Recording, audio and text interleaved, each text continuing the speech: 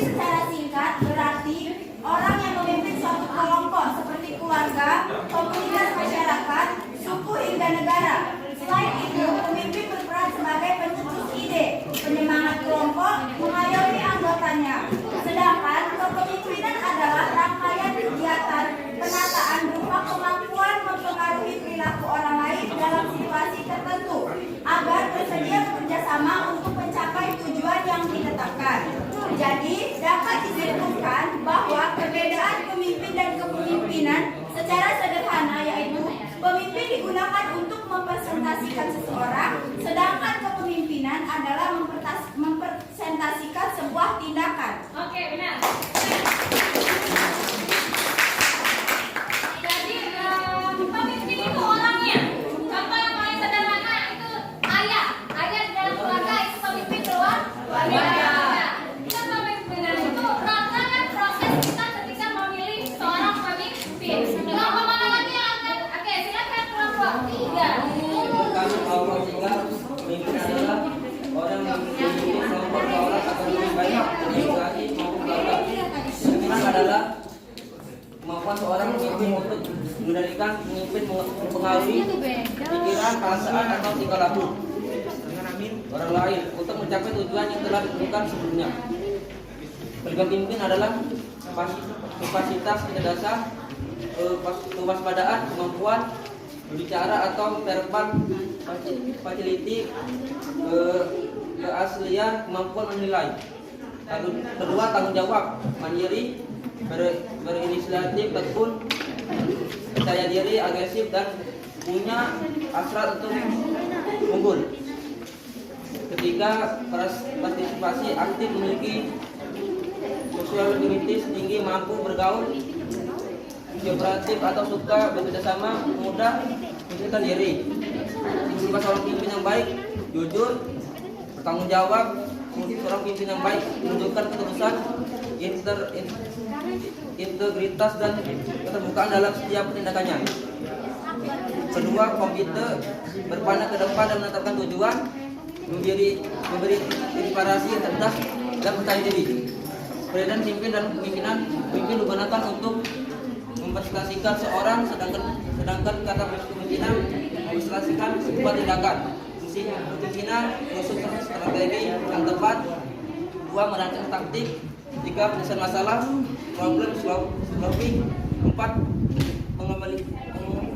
Pengambilan keputusan yang tepat. 5. Melakukan pengorganisasian dengan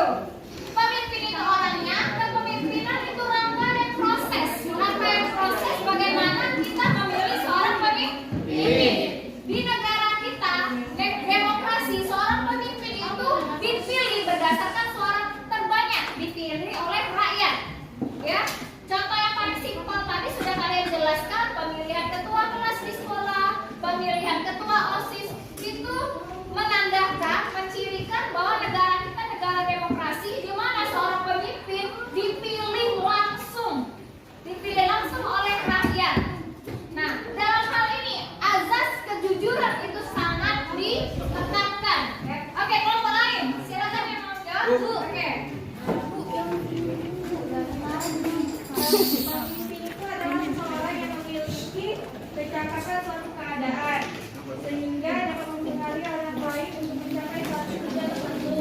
Sedangkan kepemimpinan itu adalah suatu proses yang mempengaruhi serta melibatkan atau menggerakkan orang lain untuk mencapai tujuan tertentu. Nah, jadi kesimpulan dari kedua tersebut yaitu pemimpin yaitu seseorang yang memimpin, sedangkan kepemimpinan yaitu proses atau rangkaian dari suatu tujuan yang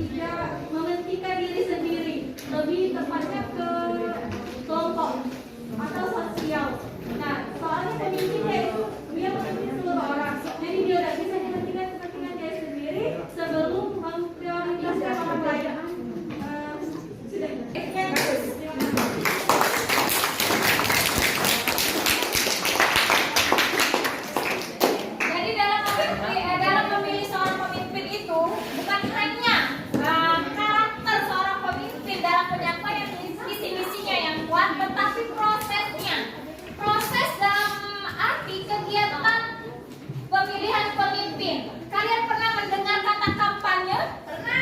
Nah, apa itu kampanye? Kampanye itu orasi bagaimana kita menarik peminat masyarakat agar tertarik pada kita, memilih kita sebagai seorang pemimpin. Dalam kampanye itu kita akan memberikan hal-hal yang positif, baik itu visi misi kita apa saja, ya, sehingga masyarakat luas kalau ingin menjadi seorang presiden misalnya, sehingga masyarakat kita percaya bahwa kita nanti ke depannya bisa menyelesaikan masalah-masalah yang ada di negara kita. Kalau dalam pemilihan OSIS kita berorasi kepada teman-teman kita dari kelas ke kelas, bagaimana teman-teman di kelas itu menarik, tertarik kepada kita ya, tertarik memilih kita, kemudian akan mencoblos nama kita menjadi ketua OSIS. Bukan hanya mengandalkan cantik atau gantengnya saja, tapi pemimpin yang smart, yang pintar itu lebih diutamakan. Karena apa? Karena untuk solve problemnya ya, untuk menyelesaikan masalah, solve problem. Nah, itu ya. Selanjutnya kelompok lain. Pemimpin adalah orang yang memimpin kelompok 2 orang atau lebih, baik organisasi maupun keluarga. Sedangkan kepemimpinan adalah kemampuan seorang pemimpin untuk mengendalikan, memimpin, mempengaruhi pikiran, perasaan, atau tingkah laku orang lain mencapai tujuan yang telah ditentukan untuknya. Oke, terima kasih untuk lengkapan. Jawabannya sudah padat dan tegas bahwa pemimpin dan kepemimpinan itu memiliki perbedaan ya. Sudah dijawab oleh kelompok 1, 2, 3, dan 4.